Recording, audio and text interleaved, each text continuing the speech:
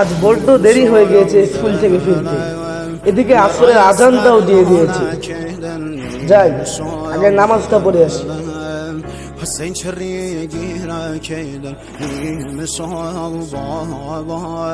মুয়াজ্জিন চাচা, মুয়াজ্জিন চাচা, মসজিদে মুসল্লি কই?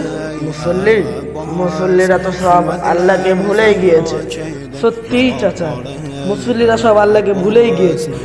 ওই পাড়ার রহিম চাচার চায়ের দোকানে অনেক লোক বসে আছে, কিন্তু আসরের আজান হয়ে গেল, কেউ মসজিদে আসলো না। চাচা, তারা জাহান্নামের ভয়াবহ ঘটনা শুনেছে তো? হ্যাঁ ভাতিজা, তারা জাহান্নামের ভয়াবহ ঘটনা শুনেছে ও জানেও। তাহলে তারা মসজিদে না এসে চায়ের দোকানে বসে আড্ডা মারছে কেন?